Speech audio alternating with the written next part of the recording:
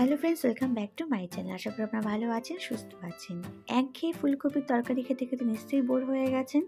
তাই জন্য আজকে একদম অন্যরকম একটা রেসিপি নিয়ে চলে এসেছি, ফুলকপি, কিন্তু ফুললি ভেজ।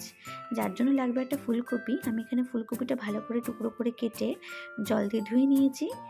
এবার কড়াইতে আমি একটু জল আর লবণ দিয়ে ফুলকপিটাকে 4 থেকে 5 মিনিট ভালো করে একটু সিদ্ধ করে নেব। এদিকে একটা মশলা আমি বানিয়ে নেব। টমেটো কুচি নিয়েছি একটা, লঙ্কা 4টে আর আদাটা পেস্ট করে নেব। তো 5 মিনিট মতন হয়ে গেছে। দেখুন ফুলকপিটা কিন্তু আমি জল থেকে উঠিয়ে নিয়েছি, নিয়ে ঠান্ডা করে তারপরে কিন্তু মিক্সিতে পেস্ট করব। মনে রাখতে হবে ফুলকপিটা কিন্তু ঠান্ডা হওয়ার পর পেস্ট করতে হবে।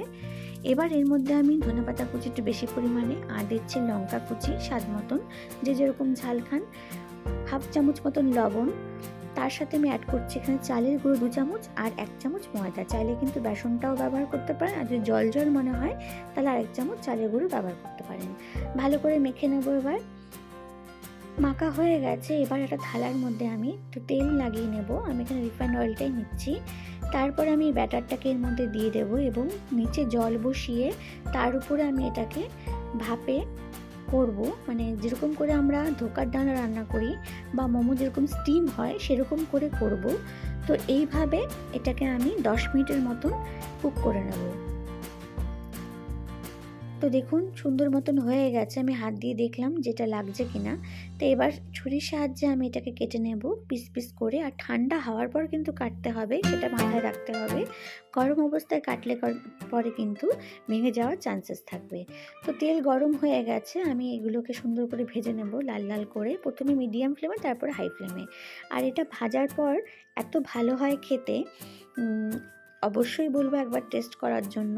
গরম গরম চায়ের সাথে বা ডালের সাথেও কিন্তু গরম গরম ভেজে দিলে কিন্তু এক থালা ভাত সবাই খেয়ে উঠে পড়বে, কেউ কিন্তু বুঝতেই পারবে না। তো সুন্দর করে সবগুলোকে আমি এইভাবে লাল লাল করে ভেজে নিচ্ছি। চাইলে আপনারা এমনি কড়াইতেও কিন্তু রান্না করতে পারেন। তো ভাজা হয়ে গেছে। এবার ওই কড়াইতে আমি তেল দিয়েছি আরও 1 চামচ মতন, তারপর জিরে ফোড়ন দিচ্ছি। আমি এখানে অন্য কোনো মশলা ফোড়ন দিচ্ছি না, গোটা গরম মশলা। আর যেই পেস্টটা আমি বানিয়েছিলাম টমেটো লঙ্কা আদা, তার মধ্যে আমি দিচ্ছি হাফ চামচেরও কম হলুদ, 1 চামচ ধনে গুঁড়ো, 1 চামচ হচ্ছে লঙ্কার গুঁড়ো, 1 চামচ দিচ্ছি আমি জিরে গুঁড়ো, একটু কাশ্মীরি চিলি পাউডার দিয়েছি কালারটা হওয়ার জন্য। চাইলে কিন্তু আপনারা লঙ্কার গুঁড়োটা স্কিপ করতে পারেন।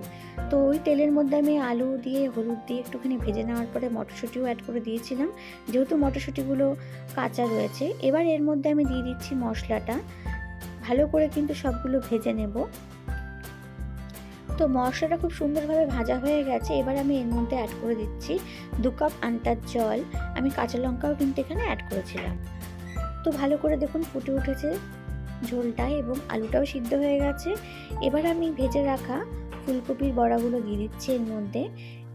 কিন্তু মনে রাখতে হবে বড়াটা অ্যাড করার পর কিন্তু 2 থেকে 3 মিনিট আমি গ্যাসের ফ্লেমটা হাইতে করে কিন্তু নিভিয়ে দেবো। আর একটু ঝোল ঝোল রাখিয়ে কিন্তু গ্যাসের ফ্লেমটা অফ করতে হবে, কারণ পরে কিন্তু বড়াগুলো ঝোলগুলো অ্যাবজর্ব করে নেবে, তাই ঝোলটা অনেকটা কমে যাবে। তো ফ্রেন্ডস, তৈরি হয়ে গেছে নতুন স্বাদের ফুলকপি রান্না। আশা করি আপনাদের রেসিপিটা ভালো লাগবে। তো প্লিজ কমেন্ট করে জানাবেন and please support my channel. Thank you.